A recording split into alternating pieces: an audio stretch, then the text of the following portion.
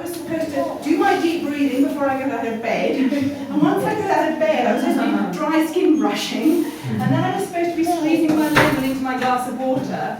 And this was all before I'd even opened my eyes. And then the real work started. You know, we had to do the calisthenics and we had to do the stretching. We must go for a run. And we've got to prepare our healthy lunch and our healthy breakfast. And then I'm supposed to be doing my spiritual reading. And to be honest, I haven't got a life. I mean, every day seemed to get fuller and fuller with the things that I was supposed to be doing. Things that I committed to do for myself. And it started to become actually a real stress. There were so many little bits and pieces that various books and so on had told me this piece is absolutely vital. Yeah? If you don't skin brush, you'll end up looking like a reptile. Ah, quick, buy a skin brush. If you don't do this yoga position, you're never going to be able to sit on the floor as an older person. Oh, right. And it just all got a bit much. And eventually I decided that what I would need to do was to pick and choose what for me I felt would serve me the best. And I simply had to let the rest go. Now that's not easy for me, because I'm a kind of everything person. So it wasn't easy for me to let that stuff go, but I needed to. It's the same in life, isn't it? When we look at all the wonderful things in our lives, it's the same with our friends, my goodness me. You know, if every person we connected with, we sent them a birthday present, we called them every week, we would have such a frantic, stressed time. So we have to be selective, and we have to learn how to be selective. The same with the books we read. We need to really choose what mental food we take in the form of books. So knowing that this is getting towards, I don't even almost say it, but towards the end of the festival, as it's the last evening, I thought it would be fun to give you a bicycle to cycle home on. Okay? Now you're probably wondering what that is, and I'm sure your curiosity is wondering what I've been drawing on here, right? Okay. First of all, we all know that I don't draw too well, so bear with me. This, folks, is a bicycle. Personally, I think it's a masterpiece. Now then, why am I giving you a bicycle? Well, let me explain. The back wheel of the bicycle has many segments, and the front wheel of the bicycle has many segments. And these things represent the things that we need to be able to move forwards from this festival in a successful way. The things we need, in my opinion, that are the most valuable to really employ and apply as we go on our journey towards greater health. I must admit, I have to put in now into my list of things to do in a day, my natural eyesight improvement exercises. Okay. First of all, obviously, what we've talked about a lot at this festival, which is one segment of this wheel, is diet, okay? About the foods we eat. Now, I'm not going to spend much time at all on this particular subject because I think that my husband does an ample job in that regard, all right? But what I will say is that when I worked in the fitness world, which I did for many, many years at quite a high level, so I really got to see a lot of some very seriously fit people. What I noticed was that they considered themselves health enthusiasts, big time. But they were so focused on fitness, that was their thing. And they would really assume that pretty much everything that affected your health, it all came down to if you exercised enough. If you could do 100 full push-ups, if you could run a couple of miles, whatever it was, or in Grant's case, a couple of 100 miles, you had a guaranteed ticket to health. A lot of them, I was astounded to find, drank alcohol, were underslept, had an appalling diet, and many of them even smoked cigarettes. But because they were so focused on fitness, every book on their shelf, every seminar they went to was fitness, this was the road to health. And I have to be honest, over the years I have noticed in the raw vegan movement a tendency towards the same problem. but this time it's food.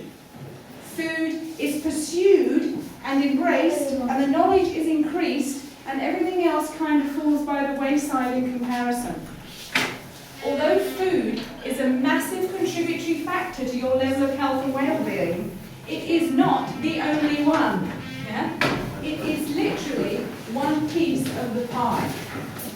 So why do we spend so much time talking about it? Well, largely because it's the one that is the most poorly provided for. The others, quite often, are already reasonably in place. But please don't think that your future of your health is reliant exclusively on diet. It definitely is not. A low-fat, raw vegan diet, okay? Eat a vegan diet, eat a raw vegan diet, keep the fat well down in terms of overt fats, and let go of worrying about diet. Focus on something else. Otherwise it can almost become an obsession, and that in itself is not healthy. Another one on the list, of course, is inevitably exercise. I don't know why I'm writing this, you can't see it from back there anyway. Exercise. These two are an interesting pair because in nature we wouldn't sort of wake up in the morning and, oh, boom, there's a ripe banana. How it would happen is we'd wake up, we'd scratch under our arms or do whatever we did, and we'd wander off and we'd have to exert ourselves in order to find food. We might shin up a tree, cross a river, climb through a bit of forest, push through a bit of jungle to find the right fruits. Therefore, it's very natural to us to earn our food. And it's just a little trick you might like to get into the habit of. That if you're earning, if you eat 3 meals out of, a day, it might take you all day to eat them, but you eat 3 meals a day. If 2 of those meals you do a little bit of exercise just before them, even if it's running up and down the stairs a few times, it all adds up. And it's really good for your body in a physiological sense because when you have exerted, your body is far more readily able to fully assimilate the foods that you've eaten. So it's a good little habit.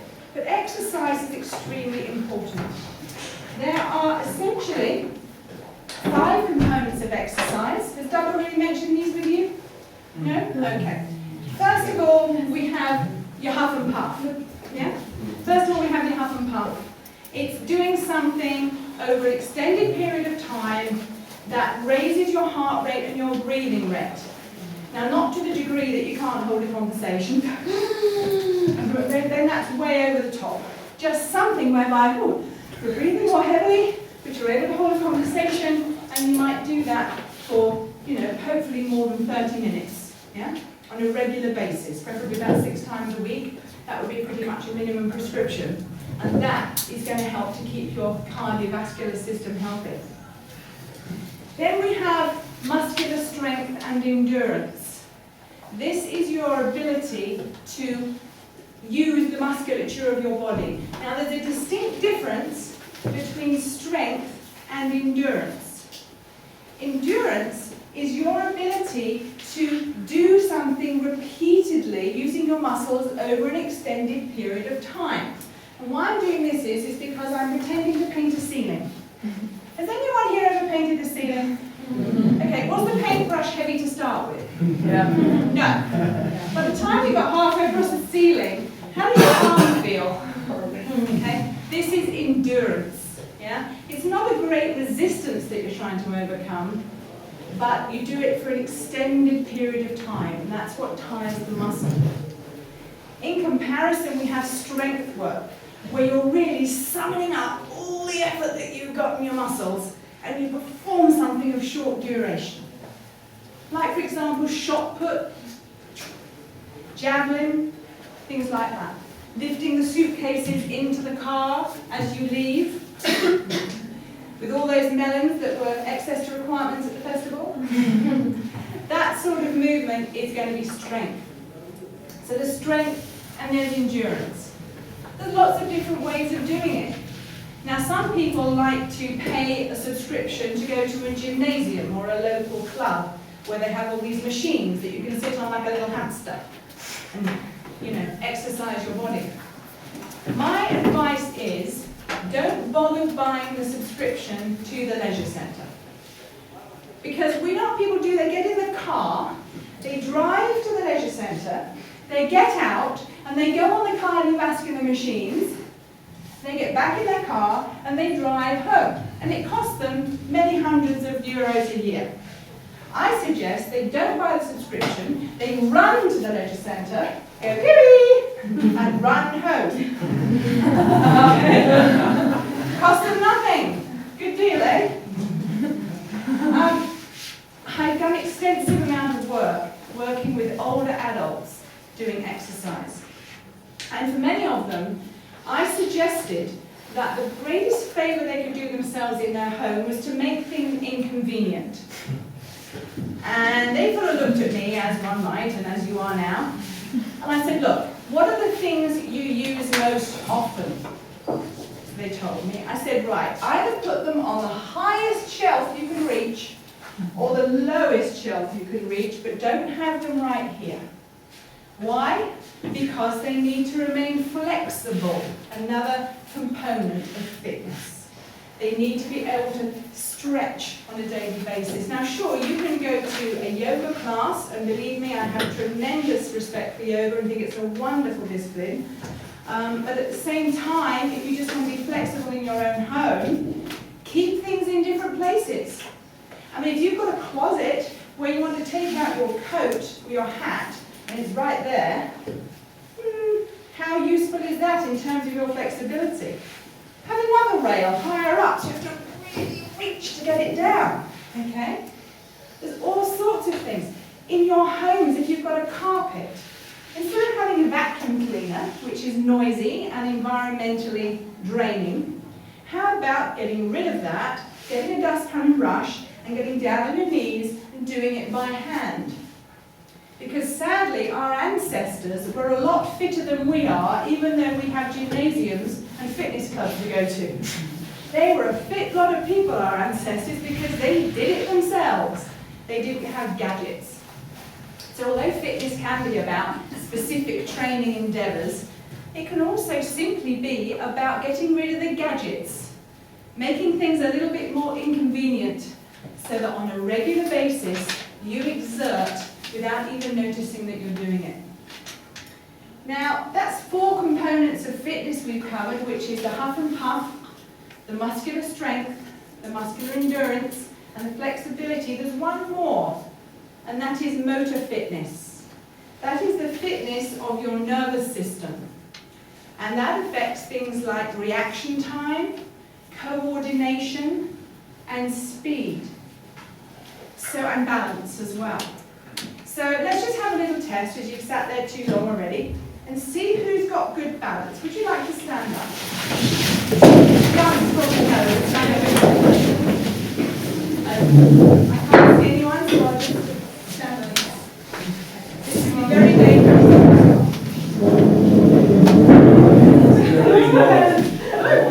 Okay, what you're going to do is, first of all, you're just going to stand on one leg. No problem that is, right? Nobody's wobbling. Okay. Now then, can you raise up onto the ball of the foot on that leg? And hold it there without wobbling. Very good, okay. Can you be up on the ball of the foot without wobbling with your eyes shut?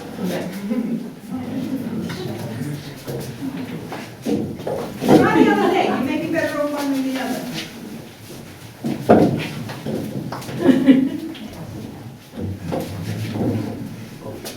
Well done, have a seat.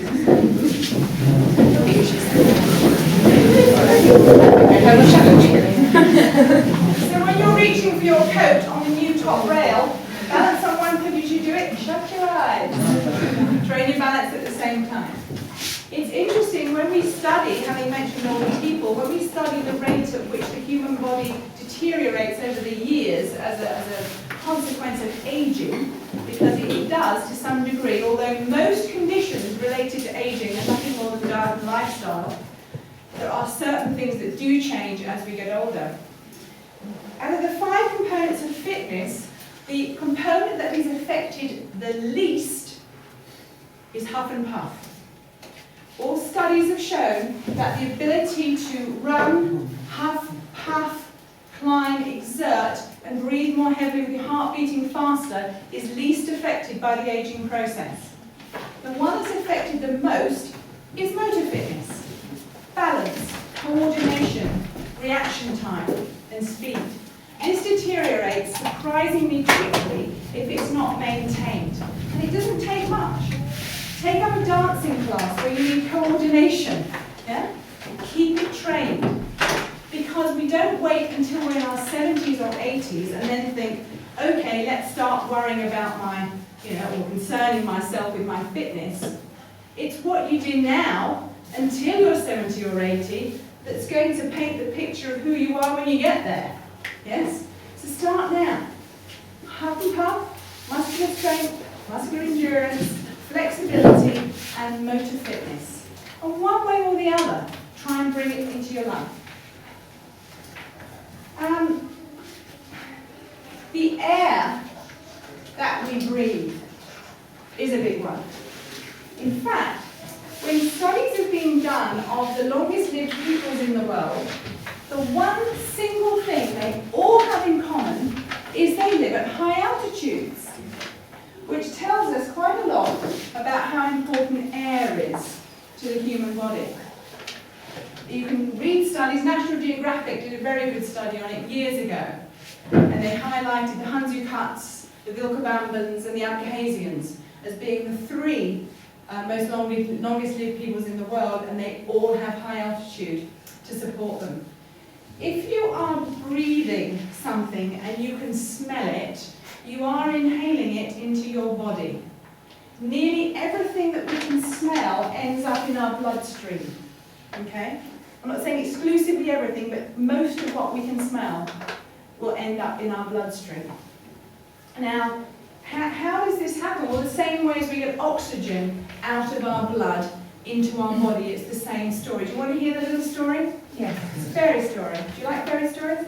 Yes. Marina knows my story. So here we have Princess Oxygen. Princess Oxygen is floating around in the atmosphere, as princesses do, and all of a sudden she finds herself sucked in and falling down this tunnel, okay? It's called your trachea. Yeah? A bit like Alice in Wonderland, when she fell down the tunnel. And Princess Oxygen lands down in this transparent bubble. And there she arrives.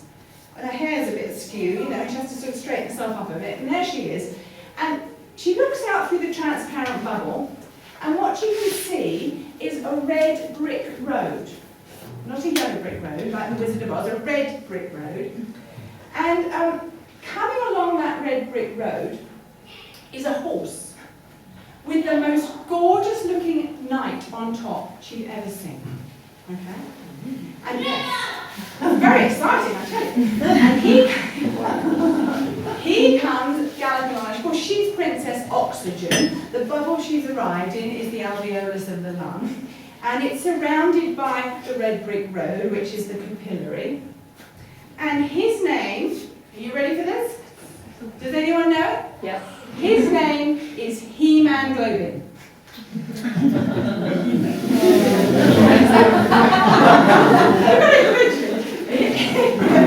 He-Man Globin comes cantering along on his horse called Red Blood Cell.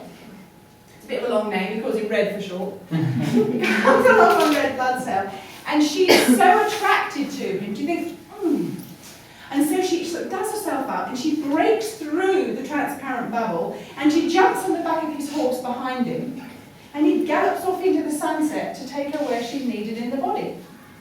And that is how oxygen gets to get into your bloodstream and gets carried around your system. It's all because Princess Oxygen really likes the look of He-Man Globin.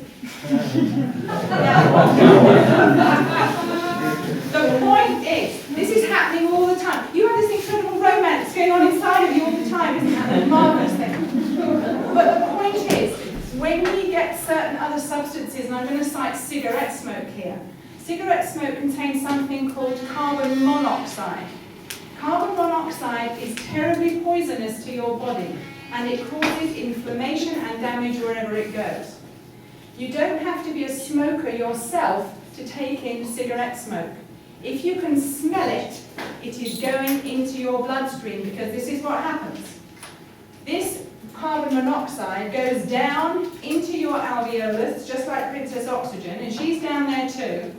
And she tries to burst through and jump onto the back of the horse, but the carbon monoxide said, no, I'm going to do it. And the carbon monoxide literally pushes oxygen out of the way in the alveolus and passes through, and this monstrous poisonous thing gets on the back of his horse, hijacks the poor knight, and he ends up delivering carbon monoxide to every cell in your body, which is why there's a relationship between carbon monoxide and people going gangrene. If you've ever been to a surgical ward in a hospital and you ask them how many people there have gangrene, and they tell you, and then you ask how many of those people have got gangrene because of cigarette smoking, they will usually tell you all of them. Okay? So do not underestimate passive smoking. The smoker is getting it through the filter. You're getting it off the cone end. It's not even filtered. So I advise that if you can smell it, move away. Same thing with any other thing that you can smell. One of the most challenging opportunities I had was when I was on an aeroplane and I'm sitting there and the lady opposite me on a long haul flight to America decided she was going to paint her nails with nail art, and she's sitting next to me. I'm sure the flight attendants thought I had the worst stomach upset they'd ever met, because I spent the entire time in the toilet. It was the only place I could breathe in. Terrible. What about durian? I'm sorry? What about durian? What about durian? No, I follow the smell of durian. Sun. Sun. Without sun, this would be a black ashen ball of a planet with no life on it at all. Do we need sun? Absolutely yes. We need it in our eyes because it affects our mood. We need it on our skin to get vitamin D, and numerous other reasons. Unfortunately, it's had bad press. We're taught that the sun causes skin cancer. What I advocate is that we should maximise sun exposure and absolutely minimise ever getting our skin damaged by the sun. Yeah? This is the key. Now the key depends on your skin type and your location. But what I don't recommend is lathering yourself up with sun cream, because this sun cream has been known, guess what, to cause skin cancer. Okay? In fact, it really is quite well known now that, and it's not just amongst alternative thinking people. The medics are now realising that so-called sun protection creams can cause cancer. You're far better off to cover up with clothing. Yeah? I do have a little sunscreen that I get from the health food store. It's as decent a one as I can get. It's basically just zinc oxide. And the one place that I always burn, if I'm not careful, is right on the end of my nose. And I really don't want to walk around with two elastics over my ears. So I put a dog on there. But other than that, I try just to use hats and clothing and to stay out of the midday sun if I think it's going to burn. But please, the sun is not responsible for skin cancer. People allowing themselves to get burnt by the sun is more of an issue. Where are we going now? Water. There are all sorts of different qualities of water depending on where you are in the world. Certainly in England, I know that back in the 90s, a study was done of inner London tap water, and they showed it to contain paint stripper and radioactive waste. Personally, I don't drink tap water in England at all. We distill our water at home. There's very many different ways that you can purify your water, but don't assume that if it's coming out of a tap in the westernised world that it is in any way a healthful thing to consume. Okay? Getting plenty of decent water in your life is important. What you will probably find, if you've come from a mainstream diet to a raw diet, is that you don't drink as much as you used to. And the reason for this is because if you take all the food that you consume in a day and you put it in a juicer, you get great jugs of juice come out. If you put in a juicer things like spaghetti, bread, rice, a piece of pork, a piece of whatever, you're not going to get much out at all. And so you have to drink to make up the deficit. Yeah? Obviously, if it's very hot, you're exercising hard, you're going to need to take in water. But don't be surprised if your need for water drastically reduces on this sort of diet. I'm going to write on here non-toxic. How non-toxic can we make our lives? Yeah? Well, one thing obviously is to get out the alcohol and the recreational drugs and as much as we can the medicinal drugs and all this kind of thing. But there's things in our homes that may be contributing toxicity to our lives that we're not aware of. If you open your cupboard under your sink, how many cleaning products do you have? Do you need them all? And more importantly, could you make a much safer, healthier, environmentally safe one yourself? There's loads of books out there, such as Green and Clean, I think is one of them. I think it's called Green and Clean. And it literally shows you how you can make window cleaner using vinegar, how you can use things like bicarbonate of soda and salt and all sorts of other things just to make some really good home cleaning products. If you do have products under your sink, keep the tops tightly on, because they off-gas all the time, these things. You may not smell them, but they do. You'll probably find most of the things in your garage that are poisonous, and most of the things in your kitchen sink you don't really need. Your bathroom cabinet, what about when you open that? You know, the all falls out. How much of that do you really need? I remember years ago when I was in my late teens, you know, I was a girl who thought about how she looked and all this usual stuff when you're 18. And so if I went overnight with somebody, I don't know, but I'm quite...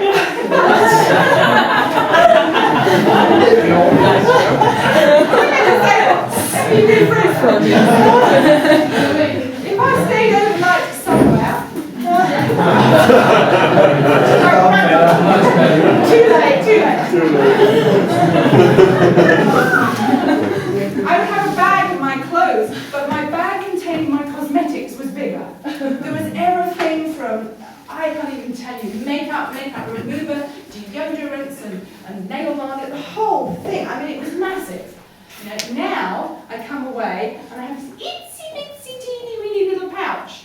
It has my toothbrush, it has a little bit of jojoba oil in it, and there's not a lot else. It's minute, and I don't need anything else. So have a look in your bathroom. What can you get rid of as well? Oh dear, dig a hole and climb in. Right. In terms of your environment, I'm just going to put an E for environment because I can't get that on. The aesthetics of one's environment actually really matters. It's not just a question of, well, it's nice to be in a beautiful place, and it's not nice to be in an ugly place. It goes deeper than that on many, many levels.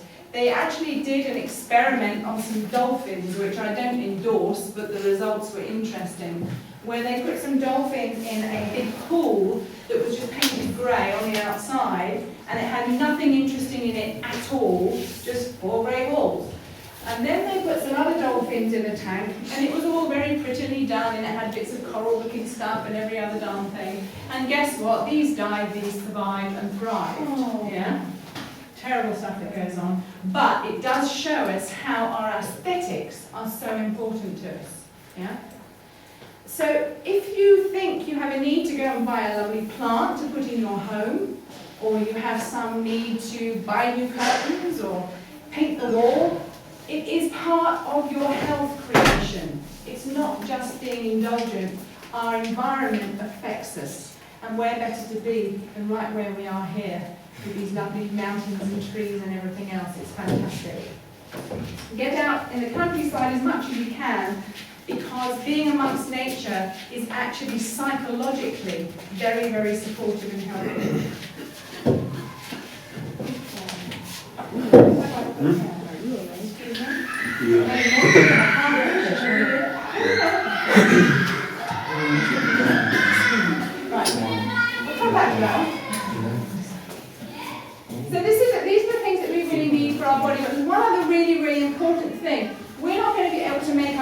will go around unless we have, what's going on here?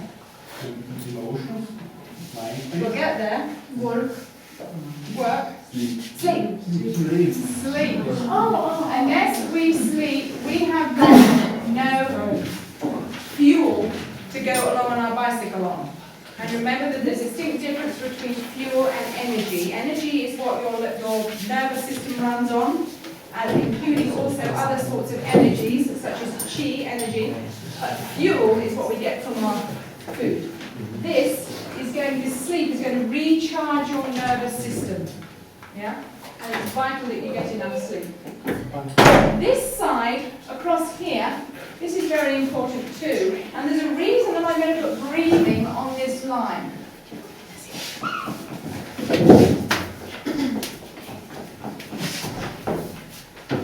It is amazing how the stresses of life, the anxieties of life, the overwork of life causes us to breathe poorly. If you watch a baby or a toddler breathing, unless it's a distressed child, you can learn how to breathe. Most of us, we're doing all this up here, and we're not properly breathing from down here. We're not taking in with each breath as much air as we healthfully should be, because we're in these tense states. And I think very often we don't realise how tensely we're breathing, or how tense we are, until we lay down and deliberately focus on our breathing and change it into a relaxed and deep kind of breathing. And then we realise the difference. And again, yoga classes are excellent for learning that sort of thing. But breathing, and breathing of course connected to the fresh air, is very, very important. Why is that on that line? It's on that line because that line on the bicycle carries our physical needs over to our inner psychological, emotional needs. Now over here, we have things such as creativity. Everybody is creative. If you say I'm not creative, what you really mean is I haven't discovered how I express my creativity yet.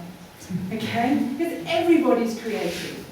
And creativity means different things to different people. To one person, it's painting a picture.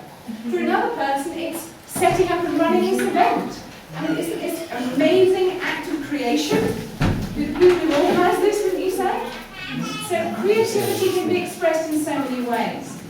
But it is part of who we are, and to be able to express it freely and be able to indulge yourself in that is a tremendously healthy thing to do. So if you already know how you express your creativity, get out and express it. And if you think you haven't got any, change that to, I need to go and find out what it is, because we all have it. Another thing is, I'm going to put spirit. Now, of course, this is something, oh, it's raining. This is something,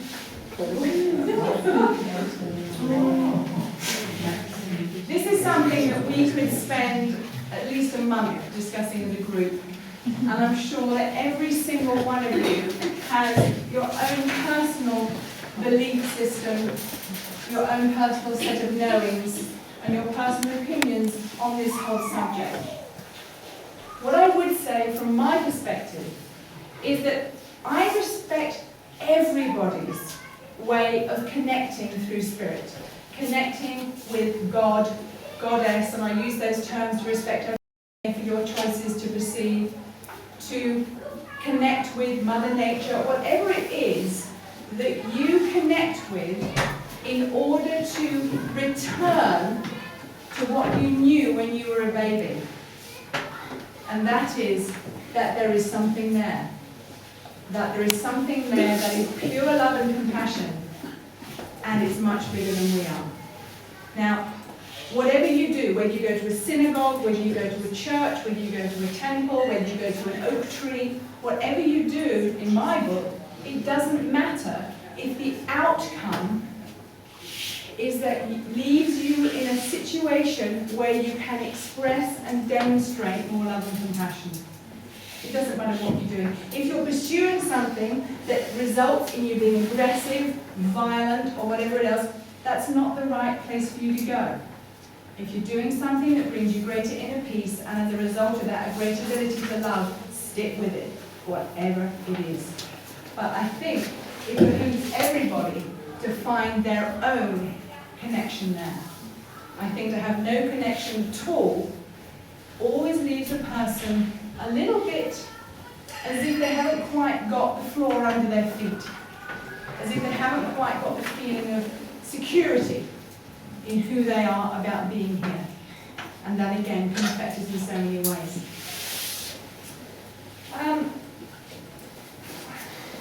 This is an interesting one. Attachment. I am a great, how can I say, a great reader and student and enjoyer of the whole philosophy of Buddhism. And I think that Buddhism is a philosophy more than it is a religion. And I think that the lessons held in there teach us so many precious jewels, literally.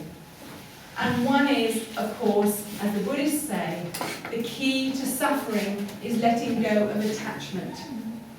Now, I've thought about this at great length and come up with 3 things that I think if I can master this in my lifetime, I will be so much closer to true inner peace that it's really worth the effort. One of them is letting go of attachment to outcomes. Yeah? I mean, you get your little sailboat and you put in your provisions and you put up your mast and you raise your sail and you have an intent, you want to go over there and you climb in and you wait to see which way the wind blows. And sometimes the wind does blow you where you thought you were going to go, and sometimes the wind goes and blows you over here. Yeah? Attachment to outcomes. If we undertake an endeavour, if we go into attempting to do something with good intent, we do the work, we do what needs to be done, and then we sit back and see what happens. But being attached to the outcome will cause a great deal of suffering, because often, as they say, make plans, be flexible. Yeah? Because things often don't turn out as we want, but it's the process that is part of living, often more than the outcome itself. The second one of the 2 is to let go of needing anyone's approval of you other than you of yourself. Now, for some of us, that's harder than others. Yeah? But to let go of needing anyone's approval of you other than your own approval of yourself. How many times, perhaps on the road, some incident occurs with the cars, be it, due to you or somebody else, and somebody waves a fist at you or shouts an obscenity at you, and the sensitive among us will be disturbed by that. The sensitive among us might carry that with us for quite a part of the day. But for those of us who've learned to let go of the approval of others, oh no, Francesca's going to be in here in a minute, running under my dress. But to let go of the approval of others is a big step forward, and as I say, for some of us more than others. The third one, which I find the hardest, and I suspect many of you in the room would find the hardest too. This is letting go of attachment to others behaving as you would prefer them to. Okay. I mean, you see it out there. I've worked a lot in animal rights in my life, and so this is a hard one for me, to let go of being attached to others behaving as you would prefer them to. But I honestly believe if you achieve those 3, you will transform your life. I'm still working on it. Give me a break, I'm a work in progress, okay? We've talked already about your thoughts. We talked already about how a thought can come into our mind and all the little cells in our body are listening to it. Sometimes we have thoughts which really are not serving, and then what do? We push the button, leave, and we invite a more positive thought. take control of your mind, or your mind will control you. And that is the truth. You need to learn to take control of your mind. Your mind is really wanting to be the leader, be the boss, really wants to take you on journeys that you don't want to go on. You need to learn to master your mind. However you do that, and I suggest that meditation is an excellent place to start.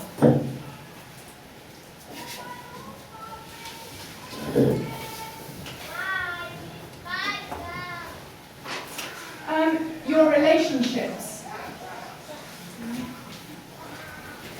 Now, do you know, there's all sorts of different people in the world, as we know, and there are the sort of people who are very needy people. People who kind of drain you when you're with them. Yes? Now, I'm not suggesting that we should turn our backs on these people, but I think that we should be very careful of protecting ourselves when we're spending time with these people. Because it's easy enough to reach out in compassion and caring, but don't forget to be compassionate and caring to yourself too. Because seeing as you're here, you're probably the kind of person who has that heightened level of awareness, who is exceptionally intelligent, and who is very conscious of other sentient beings. So you're the kind of people who run a little bit of a risk of give, and then suddenly find you've got nothing left to give and you're burned out. Okay? So I'm not suggesting you turn back on needy people, but please make sure that you are taking care of yourself. Because we're a lot more use in the world if we've taken care of our own needs than if we're completely burnt out, spent out, and drained by our family and friends. So choose who you spend your time with selectively. Because everyone that you're with, it's going to be an interchange of energy. You're going to be receiving from them, they're going to be receiving from you. But you need to walk away feeling good. If you're in a relationship which every interaction leaves you feeling less good than you did before you spoke with them, it might be time to move on from that relationship. Our relationships are a big factor in our lives, and in fact what can really support us in that is something that I'm very keen to tell you about if you don't already know about it, and that is non-violent communication skills. How many of you here know of Marshall Rosenberg? Yay, good, it's spreading. Marshall Rosenberg is the creator of this fantastic approach to human communications. It's called non-violent communications. And his work is literally becoming known worldwide. I study it myself, and I find it to be enormously helpful.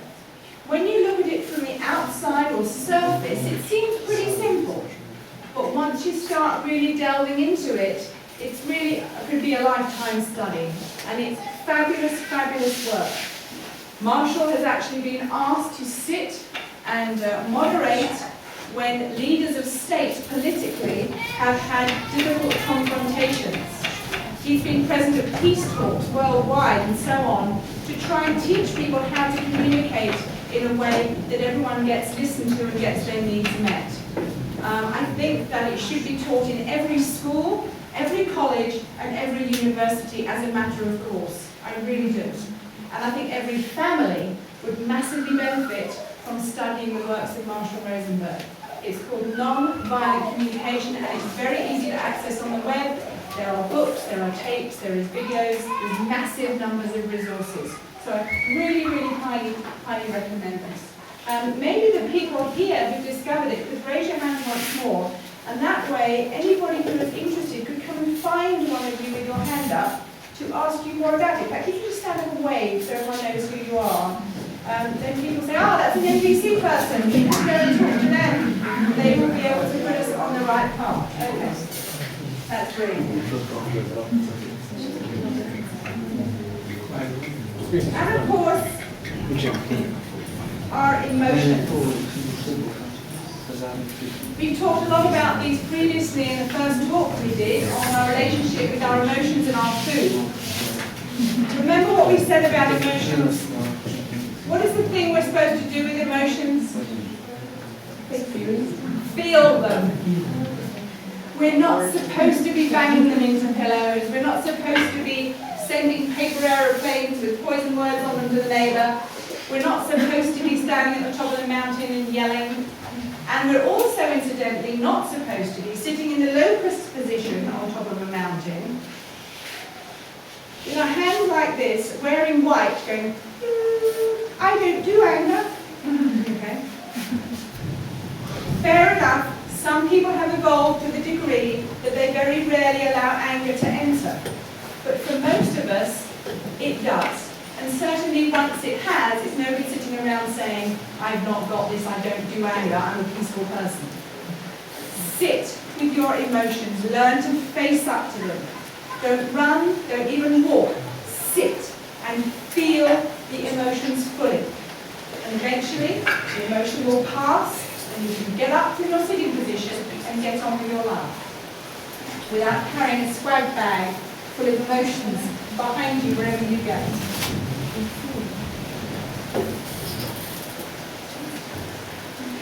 Up here, of course, if we are riding upon this, we're going to be sitting on a nice position because that is going to be inner peace.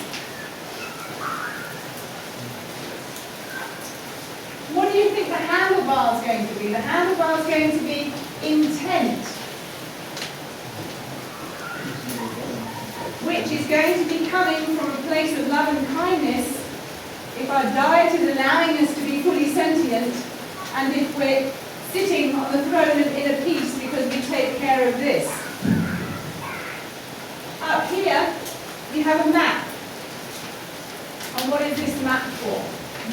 This map is going to be our vision. And also, this map is our decisions. There is a rather small dinosaur that I think here you call the grasshopper that is walking up here. Just to let you know. That's a big boy, eh? Or a girl.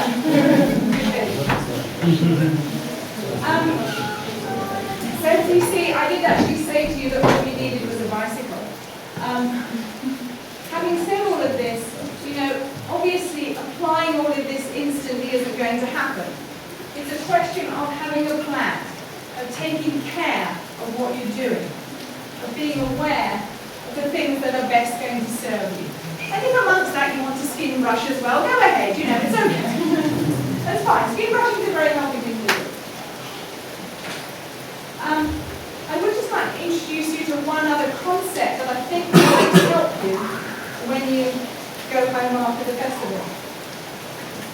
And this is a little bit of a target. I find this has really helped quite a few people. If you're going through dietary change, or if you're going through lifestyle change, or if you're going through changes in your inner work and habits, this target can be very useful. Because what you do, you obviously make a lot bigger picture than this one on here for yourself. But let's assume we're going to do this with diet. This outside circle is where we write the names of all the foods that we no longer eat. We just don't go there. So if you are a committed vegetarian, for example, you would put all meat products out there. Yeah? If you were a committed vegan, you would also put all your dairy products and your eggs out there. You just don't go there. In the center of the target, you write the things that currently form the most of your diet. Typically you have these things usually on a daily basis or at least a weekly basis. Those really are the things that you eat. So these are pretty much almost the always. Outside we have the never. And this circle here becomes the sometimes. It's the rarely, occasionally circle. Yeah? Sometimes I do. You know, I hardly do, but if it's Christmas, bless you. Christmas, you know, I might have, I don't know, whatever it is. And you stick it in there. And you have a look at currently what your target looks like, okay? Then you draw another one. And on this one, you're going to put what your next step is going to be. Maybe something from here will go out here. Or maybe, if at the moment you weren't eating any green leafy vegetables, you would bring them from there into here. Maybe there's something in here that's regular and daily, like you're having a cup of coffee, that you might choose to put out here. Whatever it is, you swap it around and you make yourself a target map of your next step. And my advice is don't change too many things at once. Slow but sure wins the race, yes? Too many changes, it's too much. Just a few. And the trick is, though, that you don't actually disobey this target. You have to sit down and deliberately redraw it before you change your habits. So you don't go out to a friend's dinner party and you decided that, you know, you're not eating flesh products, but you think actually you'd like to get rid of the dairy, and then you're at a friend's party and they say, hey, would you like some ice cream? And your target comes to mind, and you think, yeah, I'll write a new one when I get home. Yes, please. And I'm going to put the ice cream that was out here in the rarely and occasionallys. Yeah? No, that's not how we do it. How we do it is we set the party and they say, would you like some ice cream? And you remember your target and you say, no, thank you. And you just go by your target, what you see. Okay? Then when you get home, if you think about it and decide to change it then you can change it for next time. But your target is what's in your mind. It's your vision and it's what you stick by. And you can switch it around as often as you like. You can stick it on your fridge door, you can stick it on your bedroom door, you can stick it on your bathroom mirror. You can also do it with other things. For example, if at the moment on this one, you hardly ever took time to connect spiritually, and you put that out here, you had no idea what NBC was about, and you avoided your emotions like crazy, you might like to shift things around and go with that new target. So it's quite a useful way of doing things.